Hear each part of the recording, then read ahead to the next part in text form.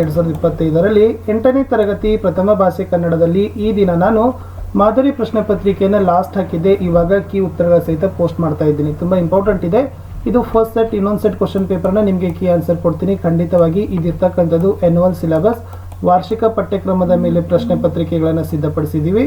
So ಜೊತೆಗೆ ಇಲ್ಲಿರ್ತಕ್ಕಂಥದ್ದು ಎಷ್ಟಿದೆಪ್ಪ ಅಂದರೆ 50 marks ವೇಟೇಜನ್ನು ಕೊಟ್ಟಿದ್ದೀವಿ. 50 ಅಂಕಗಳಿಗೆ ಪ್ರಶ್ನೆ ಪತ್ರಿಕೆಯನ್ನು ಸಿದ್ಧಪಡಿಸಿದ್ದೀವಿ. ಅದು ಕೂಡ ನಿಮಗೆ ಗೊತ್ತಿರಲಿ. ಸೊ ಒಂದು ಮಾಡೆಲ್ ಇದೆ, ಚೆನ್ನಾಗಿ ಇದನ್ನು ತಿಳ್ಕೊಂಡು ಅರ್ಥ ಮಾಡಿಕೊಂಡು ಓದ್ಕೊಡ್ರಿ. ಇಂಪಾರ್ಟೆಂಟ್ ಕ್ವಶನ್ಸ್ ಇದ್ದಾವೆ.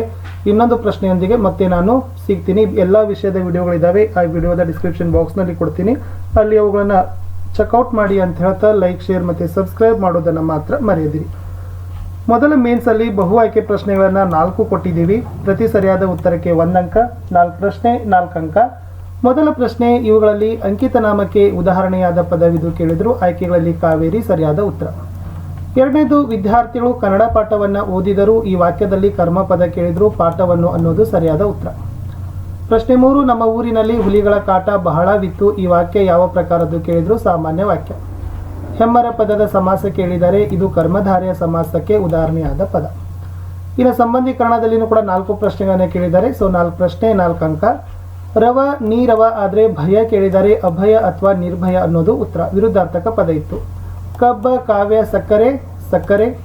ಕೃತಿ ಪದದ ಅರ್ಥ ಭೂಮಿ. ವಿರಂಚಿ ಪದದ ಅರ್ಥ ಬ್ರಹ್ಮ. ಮನೆಯಲ್ಲಿ ಅಗಮ ಸಂಧಿ, ಹುಲ್ಲುಗಾವಲು ಆದೇಶ ಸಂಧಿ. ಇನ್ನು ಕೊಟ್ಟಿರೋ ಪ್ರಶ್ನೆಗಳನ್ನ ಒಂದೊಂದು ವಾಕ್ಯದಲ್ಲಿ ಉತ್ತರವನ್ನು ಬರೀಬೇಕು. ಟೋಟಲ್ ಇಲ್ಲಿ 7 ಪ್ರಶ್ನೆಗಳನ್ನು ಹಾಕಿದ್ದೀವಿ. ಸೊ 7 2 ಎಷ್ಟಪ್ಪ ಅಂತಂದರೆ 7 1 7. So total 7 marks, 7 questions. DVC ಅವರ ಹುಟ್ಟೂರು ಯಾವುದು. ಸೊ DVC ಅವರ ಹುಟ್ಟೂರು ಕೋಲಾರ ಜಿಲ್ಲೆಗೆ ಸೇರಿದ ಮುಳುಬಾಗಿಲು ಅಂತಕ್ಕದ್ದನ್ನು ಬರೀಬೇಕು. ಇನ್ನು ಮುಂದಿನ ಪ್ರಶ್ನೆ ಇತ್ತು, ವಿದೇಶಗಳಲ್ಲಿ ನೀರಿಗಿಂತ ಅಗ್ಗವಾಗಿ ಸಿಗುವುದೇನು ಅಂತ ಕೇಳಿದ್ದಾರೆ. ಸೊ ವಿದೇಶಗಳಲ್ಲಿ ನೀರಿಗಿಂತ ಅಗ್ಗವಾಗಿ ಸಿಗುವುದು ಕೋಲ. ನಮ್ಮ ಪಯಣ ಎತ್ತ ಸಾಗಿದೆ. ಗುರಿಯ ಬೆಳಕಿನೆಡೆಗೆ ನಮ್ಮ ಪಯಣ ಸಾಗಿದೆ. ದ್ವೇಷ ಏಕೆ ವ್ಯರ್ಥವಾಗಿದೆ. ನಮ್ಮ ಸ್ವಾರ್ಥವನ್ನೆನೆದು ದ್ವೇಷ ದೇಹ ವ್ಯರ್ಥವಾಗಿದೆ ಅಂತಕ್ಕದ್ದನ್ನು ಕೇಳಿದ್ದಾರೆ. ಇನ್ನು ಗಂಗರ ಮೊದಲ ರಾಜಧಾನಿ ಯಾವುದು. ಸೊ ಗಂಗರ ಮೊದಲ ರಾಜಧಾನಿ ಕೋಲಾರ. ಮನೋರಮೆಯಲ್ಲಿ ಮೂಡಿದ ಸಂದೇಹವೇನು. ಅರಣ್ಯಕನೆಂಬ ತಪಸ್ವಿ ನೀಡಿದ ಅತಿಥ್ಯವೆಂದರೆ ಬರೀ ಉಪಚಾರವೇ ಎಂಬ ಸಂದೇಹವನ್ನು ಮನೋರಮೆಯಲ್ಲಿ ಮೂಡಿತು. ದೇಶಕ್ಕೆ ಅತಿಶಯವಾದ ಧಾನ್ಯ ಯಾವುದು. ಸೊ ದೇಶಕ್ಕೆ ಅತಿಶಯವಾದ ಧಾನ್ಯ ಅದು ರಾಗಿ. ಇನ್ನು ಮುಂದಿನ ಪ್ರಶ್ನೆಗಳನ್ನು ಏನು ಮಾಡಿದಾರಪ್ಪ ಅಂತಂದರೆ ಒಟ್ಟು 7 ಪ್ರಶ್ನೆಗಳನ್ನು 6 ಪ್ರಶ್ನೆಗಳನ್ನು ಕೊಟ್ಟಿದ್ದಾರೆ. ಪ್ರತಿ ಸರಿಯಾದ ಉತ್ತರಕ್ಕೆ 2 ಅಂಕ, 12 ಅಂಕ. ಅದನ್ನು 3-4 ವಾಕ್ಯಗಳಲ್ಲಿ ಉತ್ತರಗಳನ್ನು ಬರೀಬೇಕು. ಪ್ರಶ್ನೆ 16, ನವೀನ ಶಿಕ್ಷಣದ ವೈಶಿಷ್ಟ್ಯಗಳೇನು ಅಂತ ಕೇಳಿದ್ದಾರೆ. ಸೊ ಮಹಾತ್ಮ ಗಾಂಧಿಯವರ ಪ್ರೇರಣೆಯಿಂದ ಕೆಲವು ಶಾಲೆಗಳಲ್ಲಿ ನವೀನ ಶಿಕ್ಷಣ ಆರಂಭವಾಯಿತು. ಈ ವ್ಯವಸ್ಥೆಯಲ್ಲಿ ವಿದ್ಯಾರ್ಥಿಗಳಿಗೆ ಹಲವು ತರಹದ ಔದ್ಯೋಗಿಕ ಶಿಕ್ಷಣವನ್ನು ಕೊಡಲಾಗುತ್ತಿತ್ತು ಹಾಗೂ ಅವರಲ್ಲಿ ಹಸ್ತಕೌಶಲವನ್ನು, ದೇಹಶ್ರಮದಲ್ಲಿ ಗೌರವ ಭಾವವನ್ನುಂಟು ಮಾಡಲಾಗುತ್ತಿತ್ತು. ವಿದ್ಯಾರ್ಥಿಗಳಲ್ಲಿ ಕೆಲವರಿಗೆ ಬಡಗಿಯ ಕೆಲಸ, ಕೆಲವರಿಗೆ ಬೆತ್ತದ ಕುರ್ಚಿ ಇತ್ಯಾದಿ ಸಾಮಗ್ರಿಗಳನ್ನು ಮಾಡುವ ಕೆಲಸ, ಕೆಲವರಿಗೆ ಕೃಷಿ ಕೆಲಸ, ಕೆಲವರಿಗೆ ಮಗ್ಗದ ಕೆಲಸವನ್ನು ಕಲಿಸುತ್ತಿದ್ದರು. ಶಾಲೆಗಳಲ್ಲಿ ಔದ್ಯೋಗಿಕ ಶಿಕ್ಷಣ, ಮಕ್ಕಳ ಆಸಕ್ತಿಗೆ ಪೂರಕವಾದ ಶಿಕ್ಷಣ ನೀಡೋದು, ಸ್ವಯಂ ಉದ್ಯೋಗಕ್ಕೆ ಪ್ರೇರಣೆ ನೀಡೋದು ಇದರ ಮೂಲ ಉದ್ದೇಶವಾಗಿದ್ದು ಅಂತ ಬರೆದ್ರೆ 2 ಅಂಕ ಕೊಡ್ತಾರೆ. ಮುಂದಿನ ಪ್ರಶ್ನೆ, ಜಪ ಹಾಗೂ ಉಪವಾಸ ವ್ರತಗಳ ಫಲ ಯಾವಾಗ ದೊರೆಯುವುದಿಲ್ಲ. ನಾವು ಮನಸ್ಸಿನಲ್ಲಿ ಮೋಸ, ವಂಚನೆ, ಕಪಟ ತುಂಬಿಕೊಂಡು ಜಪವನ್ನು ಮಾಡಿದರೆ ಜಪ ದೊರೆಯುವುದಿಲ್ಲ. ನಾವು ಕೋಪವನ್ನು ಬಿಡದೆ ನಿರಂತರವಾಗಿ ಉಪವಾಸವನ್ನು ಮಾಡಿದರೆ ಉಪವಾಸ ವೃತ್ತದ ಫಲ ದೊರೆಯುವುದಿಲ್ಲ. ಅಂದರೆ ನಾವು ದುರ್ಜನರಾಗಿ ದುರ್ಗುಣಗಳಿಂದ ಕೂಡಿದ ದುಷ್ಕಾರ್ಯಗಳನ್ನು ಮಾಡಿದಾಗ ಸತ್ಫಲಗಳು ದೊರೆಯುವುದಿಲ್ಲ ಎಂಬುದು ಪುರಂದರದಾಸರ ಅಭಿಪ್ರಾಯ. ವಿಡಿಯೋದ ಡಿಸ್ಕ್ರಿಪ್ಷನ್ ಬಾಕ್ಸನ್ನು ಚೆಕ್ ಮಾಡ್ತಾ ಇರಿ. ಈ ವಿಡಿಯೋದ ಡಿಸ್ಕ್ರಿಪ್ಷನ್ ಬಾಕ್ಸ್ನಲ್ಲಿ ಎಲ್ಲ ವಿಷಯದ ಕ್ವಶನ್ ಪೇಪರ್ಗಳು ನಿಮಗೆ ಸಿಗ್ತವೆ. ಎಸ್. ಪ್ರಶ್ನೆ 18, ಯುವಕನು ಬಡವರ ಹುಡುಗಿಯನ್ನು ಮದುವೆಯಾಗದಿರಲು ಕಾರಣಗಳೇನು. ಯುವಕನಿಗೆ ಲಂಡನ್ನಿನಲ್ಲಿ ಲಾ ಕಲಿತು ಬ್ಯಾರಿಸ್ಟರ್ ಆಗಬೇಕೆಂಬ ಬಲವಾದ ಇಚ್ಛೆ ಇತ್ತು. ಆದ್ದರಿಂದ ಆತ ಬಡವರ ಮನೆಯ ಹುಡುಗಿಯನ್ನು ಮದುವೆ ಆಗಲಿಲ್ಲ. 19, ಹೊಸ ನಾಡೊಂದನ್ನು ಕಟ್ಟ ಬಯಸುವ ಕವಿ ಉತ್ಸಾಹ ಉದ್ವೇಗದಲ್ಲಿ ಹೇಳಿದ ಮಾತುಗಳಾವವು. ಉತ್ಸಾಹ, ಉದ್ವೇಗ, ಉದ್ರೇಕಗಳ ವೀರ ಯುವಜನರೇ ನಾಡ ಬಾವುಟವು. ಆ ಬಾವುಟದ ಹಾರಾಟಕ್ಕೆ ಆಕಾಶವೇ ಗಡಿ. ಅದರ ಹಾರಾಟವನ್ನು ತಡೆಯುವಂಥ ಯಾವುದೇ ಶಕ್ತಿಯನ್ನು ಬರಲು ಬಿಡೋದಿಲ್ಲ. ಅದನ್ನು ತಡೆಯುವ ಶಕ್ತಿ ಉಳ್ಳವರು, ಅದನ್ನು ಹೊಡೆಯುವ ಸಾಮರ್ಥ್ಯವುಳ್ಳವರು ಯಾರಾದರೂ ಸಹ ಇದ್ದರೆ ಬನ್ನಿರಿ. ಕೆಡೆ ನುಡಿಯವು, ಕೆಡೆ ಬಗೆಯುವ ಕೆಡಕು ಜನರೇ ಬನ್ನಿರಿ. ನಿಮಗಿದು ಹೋರಾಟದ ವೀಳ್ಯವನ್ನು ಕೊಡುತ್ತಿರುವೆನು. ನಿಮ್ಮೆಲ್ಲರನ್ನ ನಾಶ ಮಾಡಿ ನಿಮ್ಮ ಮಸನದ ಮೇಲೆ ಭವ್ಯವಾದ ಸುಖದ ನಾಡೊಂದನ್ನು ಕಟ್ಟುತ್ತೇವೆ ಎಂದು ಕವಿ ಹೇಳಿದ. ಪ್ರಶ್ನೆ 20, ಲೇಖಕರ ಅಕ್ಷರಾಭ್ಯಾಸ ಆರಂಭವಾದದ್ದು ಹೇಗೆ.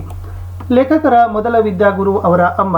ಲೇಖಕರು ಅಮ್ಮ ಸ್ಕೂಲಿಗೆ ಹೋಗಿ ಸ್ವಲ್ಪ ಓದುವುದನ್ನು ಬರೆಯುವುದನ್ನು ಕಲ್ತಿದ್ರು.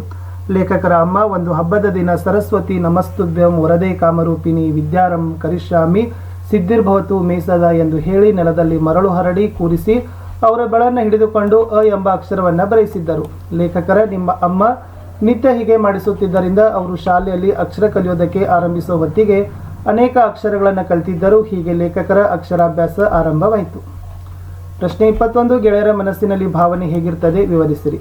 ಗೆಳೆಯರ ಮನಸ್ಸಿನಲ್ಲಿ ವಂಚನೆ ಇಲ್ಲ, ಚಂಚಲತೆ ಇಲ್ಲ, ಮೇಲು ಕೀಳೆಂಬ ಭೇದವಿಲ್ಲ, ಅಹಂಕಾರವಿಲ್ಲ, ಒಬ್ಬರ ಮೇಲೊಬ್ಬರಿಗೆ ಸ್ವಲ್ಪ ದ್ವೇಷವಿಲ್ಲ, ಸಣ್ಣತನದಿಂದ ಯೋಚಿಸೋದಿಲ್ಲ ಮತ್ತು ಸಂಕೋಚವೆಂಬುದು ಮೊದಲೇ ಇರೋದಿಲ್ಲ. ಗೆಳೆಯರ ಮನ ಬಾನಿನಷ್ಟು ಅಗಲವಾಗಿದೆ. ಎದೆಯು ತಿಳಿಯಾದ ಕಲ್ಮಶವಿರದ ಕೊಳದಂತೆ ಇದೆ. ಭಾವವು ಶುದ್ಧವಾದ ಸ್ಫಟಿಕದಂತೆ ಮತ್ತು ಬೆಳದಿಂಗಳಿನಂತೆ ಇದೆ. ಇವೇ ಗೆಳೆಯರ ಮನಸ್ಸಿನಲ್ಲಿ ಇರುವ ಭಾವನೆಗಳು. ಮುಂದೆ ಸಂದರ್ಭದೊಡನೆ ವಿವರಿಸಲಿಕ್ಕೆ 3 ಪ್ರಶ್ನೆಗಳು, 1ಕ್ಕೆ 2 ಅಂಕ, ಒಟ್ಟು 6 ಅಂಕ. ಪ್ರಶ್ನೆ 22. ಬೆಲ್ಲ ಸಕ್ಕರೆಯಾಗು ದೀನ ದುರ್ಬಲರಿಗೆ. ಆಯ್ಕೆ ಈ ವಾಕ್ಯವನ್ನು ಶ್ರೀ NS ಲಕ್ಷ್ಮೀನಾರಾಯಣ ಭಟ್ಟ ಅವರು ಬರೆದಿರುವ ಸಾಹಿತ್ಯ ರತ್ನ ಸಂಪುಟ ಕೃತಿಯಿಂದ ಆಯ್ದ ಸಾರ್ಥಕ ಬದುಕಿನ ಸಾಧಕ ಎಂಬ ವ್ಯಕ್ತಿ ಚಿತ್ರದಿಂದ ಆರಿಸಲಾಗಿದೆ. ಸಂದರ್ಭ ಲೇಖಕರು DVG ಅವರು ಬರೆದಿರುವ ಮಂಕುತಿಮ್ಮನ ಕಗ್ಗ ಕೃತಿಯಿಂದ ಅವರ ವ್ಯಕ್ತಿತ್ವವನ್ನು ಬಹು ಸೊಗಸಾಗಿ ವರ್ಣಿಸುವ ಸಾಲುಗಳನ್ನು ಉದಾಹರಿಸುವ ಸಂದರ್ಭದಲ್ಲಿ ಈ ಮಾತು ಬಂದಿದೆ. ಸ್ವಾರಸ್ಯ, ಮಾನವರು ಎಲ್ಲರಿಗೂ ಬೇಕಾದವರಾಗಿ ಎಲ್ಲರೊಳಗೆ ಒಂದಾಗಿ ಬಾಳಬೇಕು ಎಂಬುದನ್ನು DVG ಈ ಮಾತುಗಳಲ್ಲಿ ಬಹು ಸ್ವಾರಸ್ಯಪೂರ್ಣವಾಗಿ ಹೇಳಿದ್ದಾರೆ. ಮುಂದಿನ ವಾಕ್ಯ ಅತಿ ಗಂಭೀರನುದಾರ ಧೀರನು. ಆಯ್ಕೆ ಈ ವಾಕ್ಯವನ್ನು ಶ್ರೀ ಪುಲಿಗೆರೆ ಸೋಮನಾಥ ಕವಿ ರಚಿಸಿರುವ ಸೋಮೇಶ್ವರ ಶತಕ ಕೃತಿಯಿಂದ ಆಯ್ದ ಸೋಮೇಶ್ವರ ಶತಕ ಎಂಬ ಪದ್ಯಭಾಗದಿಂದ ಆರಿಸಲಾಗಿದೆ. ಸಂದರ್ಭ ಕವಿ ಪುಲಿಗೆರೆ ಸೋಮನಾಥನು ಶ್ರೇಷ್ಠ ಮಂತ್ರಿಯ ಲಕ್ಷಣಗಳನ್ನು ಹೇಳೋ ಸಂದರ್ಭದಲ್ಲಿ ಈ ಮಾತು ಬಂದಿದೆ. ಸ್ವಾರಸ್ಯ, ಶ್ರೇಷ್ಠ ಮಂತ್ರಿಯಾದವನು ಅತಿ ಗಂಭೀರ ಸ್ವಭಾವದವನು ಆಗಿರಬೇಕು ಹಾಗೂ ಉದಾರಗೊಳ್ಳವನು ಆಗಿರಬೇಕು ಎಂಬುದನ್ನು ಈ ಮಾತಿನ ಮೂಲಕ ಸ್ವಾರಸ್ಯಪೂರ್ಣವಾಗಿ ಅಭಿವ್ಯಕ್ತಪಡಿಸಲಾಗಿದೆ. ಮುಂದಿನ ವಾಕ್ಯ ಯಾರಾದರೂ ಅನ್ನ ನೀರು ಕೊಟ್ಟರೆ ಜೀವ ಉಳಿಸಿಕೋ. ಆಯ್ಕೆ ಈ ವಾಕ್ಯವನ್ನು ಶ್ರೀ AK ರಾಮಾನುಜನ್ ಅವರು ಸಂಪಾದಿಸಿರುವ ಸಾಲು ಸಂಪಿಗೆ ನೆರಳು ಕೃತಿಯಿಂದ ಆಯ್ದ ಹೂವಾದ ಹುಡುಗಿ ಎಂಬ ಜನಪದ ಕಥೆಯಿಂದ ಆರಿಸಲಾಗಿದೆ. ಸಂದರ್ಭ ಹೂವಿನ ಗಿಡವಾಗಿ ಪರಿವರ್ತನೆಗೊಳ್ಳುವ ಹುಡುಗಿಯು ಅವಳ ನಾದಿನಿಯು ಬೇಜವಾಬ್ದಾರಿಯ ದೆಸೆಯಿಂದ ಅರ್ಧಂಬರ್ಧ ದೇಹವಾಗಿ ಮೋರಿಯಲ್ಲಿ ಬಿದ್ದಿರೋದನ್ನು ಕಂಡ ಗಾಡಿ ಹೊಡೆಯುವವನು ಆ ದೇಹವನ್ನು ತೆಗೆದುಕೊಂಡು ಹೋಗಿ ಮುಂದಲೂರಿನ ಹಾಳು ಮಂಟಪದಲ್ಲಿ ಮಲಗಿಸೋ ಸಂದರ್ಭದಲ್ಲಿ ಈ ಮಾತು ಹೇಳ್ತಾನೆ. ಸ್ವಾರಸ್ಯ, ಅರ್ಧಂಬರ್ಧ ದೇಹವಾಗಿರುವ ಅನಾಥೆಯಾದ ಹುಡುಗಿಗೆ ಈ ಊರಿನಲ್ಲಿ ಯಾರಾದರೂ ಆಶ್ರಯವನ್ನು ನೀಡಿ ಕಾಪಾಡಲಿ ಎನ್ನುವ ಗಾಡಿಯವನ ಅಂತಃಕರಣವು ಈ ಮಾತಿನಲ್ಲಿ ಬಹು ಸ್ವಾರಸ್ಯಪೂರ್ಣವಾಗಿ ಅಭಿವ್ಯಕ್ತಗೊಂಡಿದೆ. ಪದ್ಯಭಾಗ ಪೂರ್ಣ ಮಾಡಬೇಕು. 3 ಅಂಕಕ್ಕಿತ್ತು. ಜೈನರಾಧದಿಂದ ಹಿಡಿದು ವಿದ್ಯಾರಣ್ಯರವರೆಗೆ 6 ಸಾಲುಗಳು. ಜೈನರಾದ ಪೂಜ್ಯರಾದ ಕೊಂಡ ಕುಂದ ವರ್ಯರ ಮಧ್ವಯತಿಯ ಬಸವಪತಿಯ ಮುಖ್ಯ ಮತಾಚಾರ್ಯರ ಶರ್ವ ಪಂಪರನ್ನರ ಲಕ್ಷ್ಮೀಪತಿ ಜನರ ಷಡಕ್ಷರಿ ಮುದ್ದನ್ನರ ಪುರಂದರ ವರ್ರೇನರ ತಾಯಿ ನಿನ್ನ ಬಸಿರೆ ಹೊನ್ನಗನಿ ವಿದ್ಯಾರಣ್ಯರ ಇಷ್ಟು ಹಾಡಿನ ಸಾಲುಗಳನ್ನು ಬರಿಬೇಕಿತ್ತು. ಮುಂದಿನ ಪ್ರಶ್ನೆ 5-6 ವಾಕ್ಯದ ಉತ್ತರವನ್ನು ಬರಬೇಕು. 3 ಅಂಕದ 2 ಪ್ರಶ್ನೆ ಕೇಳಿದ್ರು. ಬೇಹಿಂದ್ ಅವರನ್ನು ಕಳಿಸುವ ವಿಚಾರದಲ್ಲಿ ರಾಹುಲನ ಅಭಿಪ್ರಾಯ ಏನು? ಇದರ ಉತ್ತರ ನೋಡೋಣ. ರಾಜನು ರಾಹುಲ್ನ ಕುರಿತು ಮೊದಲು ಬೇಹಿಂದ್ ಅವರು ಹೋಗಿ ನಿನ್ನ ತಂದೆಯವರು ಕೊಂಡು ಅವನಿಷ್ಟವನ್ನು ತಿಳಿದು ಬರಲಿ ಎಂದು ಹೇಳ್ತಾನೆ. ಆಗ ರಾಹುಲನು ಬೇಹಿನರವರನ್ನು ಹೋಗಿ ಬಂದ ನಂತರ ನಾನು ನನ್ನ ತಂದೆಯಡೆಗೆ ಹೋಗಬೇಕೇ? ನಾನೀಗಲೇ ಹೋಗಬೇಕು. ನಾನು ನನ್ನ ತಂದೆಯವರನ್ನು ನೋಡಿರುವಿರಿ, ಆದ್ದರಿಂದ ನಿಮಗೆ ಅವರನ್ನು ನೋಡಬೇಕೆಂಬ ಆಸೆ ಅಷ್ಟು ಬಲವಾಗಿಲ್ಲ. ಆದರೆ ನಾನು ಹುಟ್ಟಿದಾಗಿನಿಂದಲೂ ಅವರನ್ನು ನೋಡಿಯೇ ಇಲ್ಲ. ಅವರನ್ನು ನೋಡಲು ಇನ್ನೆಷ್ಟು ದಿನ ಕಾಯಬೇಕು? ತಂದೆಯನ್ನು ನೋಡಬೇಕೆಂದು ಅವರೊಡನಿದ್ದ ಮಾತನಾಡಬೇಕೆಂದು ನನಗೆ ಬಹಳ ಆಸೆ ಇದೆ. ನೀವು ಭಯಪಡುವುದು ಬೇಡ. ನಾನು ಹೋಗಿ ತಂದೆಯವರನ್ನು ಕರೆದುಕೊಂಡು ಮತ್ತೆ ಬರುವೆನು ಎಂದು ಅಭಿಪ್ರಾಯವನ್ನು ವ್ಯಕ್ತಪಡಿಸ್ತಾನೆ. ಇನ್ನೊಂದು ಪ್ರಶ್ನೆ, ಕೋಗಿಲೆಯ ಗಾನಕ್ಕೆ ಪ್ರಕೃತಿ ಮತ್ತು ಮನುಷ್ಯರ ಪ್ರತಿಕ್ರಿಯೆಗಳು ಹೇಗಿದ್ದವು? ಇದನ್ನು ಕೂಡ ಸ್ವಲ್ಪ ನೋಡ್ಕೊಡ್ರಿ. ಸೊ ಭಾಳ ಇಂಪಾರ್ಟೆಂಟ್ ಆಗಿರ್ತಕ್ಕಂಥದ್ದಿತ್ತು. ಆಲ್ರೆಡಿ ಪಾಠದ ಎಲ್ಲ ಪ್ರಶ್ನೋತ್ತರ ನಾನು ಹಾಕಿದ್ದೆ. ಇನ್ನು ಗಾದೆ ಮಾತು ವಿಸ್ತರಿಸಿ ಬರಲಿಕ್ಕೆ 3 ಅಂಕದ 1 ಪ್ರಶ್ನೆ ಕೇಳಿದ್ರು. ಮಾತು ಬೆಳ್ಳಿ, ಮೌನ ಬಂಗಾರ. ಪ್ರತಿ ಗಾದೆ ಮಾತನ್ನು ವಿಸ್ತರಿಸಿ ಬರೆದಾಗ ಈ ಒಂದು ಸಾಲುಗಳು ಕಂಪಲ್ಸರಿಯಾಗಿ ಬರೀರಿ. ಗಾದೆ ವೇದಗಳಿಗೆ ಸಮಾನ ಎನ್ನುತ್ತಾರೆ. ಗಾದೆ ವೇದಕ್ಕಿಂತ 1 ಪಟ್ಟು ಮಿಗಿಲಾಗಿರೋದ್ರಿಂದ ವೇದ ಸುಳ್ಳಾದರೂ ಗಾದೆ ಸುಳ್ಳಾಗದು ಎಂಬುವ ನುಡಿ ಹುಟ್ಟಿತು. ಹಿರಿಯರ ಅನುಭವದ ನುಡಿಮುತ್ತುಗಳೇ ಈ ಗಾದೆಗಳು. ಬಿಂದುವಿನಂಥ ಗಾದೆಯಲ್ಲಿ ಸಿಂಧುವಿನಂಥ ವಿಶಾಲಾರ್ಥ ಅಡಗಿದೆ. ಅಂಥ ಮಹತ್ವದ ಗಾದೆಗಳಲ್ಲಿ ಮಾತು ಬೆಳ್ಳಿ, ಮೌನ ಬಂಗಾರ ಗಾದೆಯು ಒಂದಾಗಿದೆ ಅಂತ ಕಂಪಲ್ಸರಿಯಾಗಿ ಇಷ್ಟು ಬರೀರಿ. ಆಮೇಲೆ ಒಂದು ಉದಾಹರಣೆಯನ್ನು ಏನು ಮಾಡಬೇಕು, ವಿದ್ಯಾರ್ಥಿ ಜೀವನ ಆಗಿರ್ಬೋದು ಅಥವಾ ವ್ಯಕ್ತಿಯ ನಿಜ ಜೀವನದಲ್ಲಿನ ಉದಾಹರಣೆಯನ್ನು ಅದರ ಮಹತ್ವದೊಂದಿಗೆ ನೀವೇನು ಮಾಡಬೇಕಪ್ಪ ಅಂದರೆ ಬರೆದ್ರೆ ನಿಮಗೆ 3 ಅಂಕಗಳನ್ನು ಕೊಡ್ತಾರೆ. ಇನ್ನೊಂದು ಗಾದೆ ಮಾತಿತ್ತು, ಅದೇ ತನ್ನಾಗಿ ಕೈ ಕೆಸರಾದರೆ ಬಾಯಿ ಮೊಸರು. ಇದನ್ನು ಕೂಡ ಚೆನ್ನಾಗಿ ಪ್ರಾಕ್ಟೀಸ್ ಮಾಡಿಕೊಡ್ರಿ. ಇನ್ನು ಈ ಗಾದೆ ಮಾತಾದ ಮೇಲೆ 4 ಅಂಕಕ್ಕೆ ಪತ್ರಗಳನ್ನು ಕೇಳಿತ್ತು. ಸೊ 2 ಪತ್ರ ಇದೆ. 2ರಲ್ಲಿ ಯಾವುದಾದ್ರೂ 1 ಪತ್ರವನ್ನು ಬರೀಬೇಕಿತ್ತು. ಸೊ ಫಸ್ಟ್ ನಿಮ್ಮ ಶಾಲೆ ಪ್ರತಿಭಾ ಕಾರಂಜಿಗೆ ಆಗಮಿಸುವಂತೆ ನಿಮ್ಮ ತಾಯಿಗೆ ಪತ್ರ ಬರೀರಿ ಅಂತ ಕೇಳಿದರು. ಸೊ ಪತ್ರ ಬರೆಯುವಾಗ ಮೊದಲು ಕ್ಷೇಮ ಬರೀಬೇಕು. ತಾಯಿಗೆ ಬರೆಯುವಾಗ ಮಧ್ಯದಲ್ಲಿ ಶ್ರೀ ಇಂದ ನಿಮ್ಮ ಹೆಸರು, ತರಗತಿ, ಶಾಲೆ ಹೆಸರುಗಳನ್ನು ಬರೀರಿ. ಓಕೆನಾ? ಆಮೇಲೆ ಮಾತೃಶ್ರೀಯವರಿಗೆ ನಿನ್ನ ಪ್ರೀತಿಯ ಮಗ ಮಾಡುವ ಶಿರಸಾಷ್ಟಾಂಗ ನಮಸ್ಕಾರಗಳು. ಇಲ್ಲಿ ನಾನು ಕ್ಷೇಮವಾಗಿದ್ದೇನೆ, ಅಲ್ಲಿ ತಾವೆಲ್ಲರೂ ಕ್ಷೇಮವಾಗಿರುತ್ತೆ ಎಂದು ನಂಬಿರುತ್ತೇನೆ. ಈ 2 ಸಾಲು ಬರೀರಿ. ಆಮೇಲೆ ಈ ಪ್ಯಾರಾಗ್ರಾಫಲ್ಲಿ ನಿಮ್ಮ ಅಭ್ಯಾಸ ಹೇಗೆ ನಡೆದಿದೆ ಅನ್ನೋದನ್ನು ನೀವೆಲ್ಲ ಬರೆದು ಸೊ ಏನು ಬರೀಬೇಕು, ನಮ್ಮ ಶಾಲೆಯಲ್ಲಿ ಜಿಲ್ಲಾ ಮಟ್ಟದ ಪ್ರತಿಭಾ ಕಾರಂಜಿ ಸ್ಪರ್ಧೆ ನಡೆಯಲಿದ್ದು ತಪ್ಪದೇ ಆಗಮಿಸಲು ವಿನಂತಿಸುತ್ತೇನೆ ಅಂತ ಬರೆದು ಲಾಸ್ಟ್ ಈ ಪತ್ರದಲ್ಲಿ ಇರಬಹುದು ಏನಾದರೂ ತಪ್ಪುಗಳಿದ್ರೆ ಕ್ಷಮೆ ಇರಲಿ, ಎಲ್ಲ ವಿಷಯಕ್ಕೆ ಈ ಪತ್ರ ಕಂಡು ಕೂಡಲೇ ಪತ್ರ ಬರೆಯಿರಿ, ಎಲ್ಲರಿಗೂ ನಮಸ್ಕಾರ ತಿಳಿಸಿ ಅಂತ ಬರೆದು ನಿನ್ನ ಪ್ರೀತಿಯ ಮಗ ವೇದ ಅಂತ ಬರೀಬೇಕು. ಹೊರ ವಿಳಾಸ ತಪ್ಪದೆ ಬರೀಬೇಕು. ಇವರಿಗೆ ಛಾಯಾಕುಮಾರಿ, ಮನೆ ಸಂಖ್ಯೆ 2905, 3ನೇ ತಿರುವು, 4ನೇ ಮುಖ್ಯ ರಸ್ತೆ, ನೆಹರು ನಗರ, ಶಿವಮೊಗ್ಗ ಅಂತ ಬರೆದ್ರೆ ವೈಯಕ್ತಿಕ ಪತ್ರ ಮುಗಿತದ. ಇನ್ನೊಂದು ಮನವಿ ಪತ್ರ ಕೊಟ್ಟಿದ್ದಾರೆ, ನಿಮ್ಮ ಗ್ರಾಮದಲ್ಲಿ ಗ್ರಂಥಾಲಯ ಸ್ಥಾಪಿಸುವಂತೆ ನಿಮ್ಮ ಊರಿನ ಶಾಸಕರಿಗೆ ಒಂದು ಪತ್ರ ಬರೀರಿ. ನಾನು ನೆಕ್ಸ್ಟ್ ವಿಡಿಯೋದಲ್ಲಿ ಅದನ್ನು ನಿಮಗೆ ಕೊಡ್ತೀನಿ.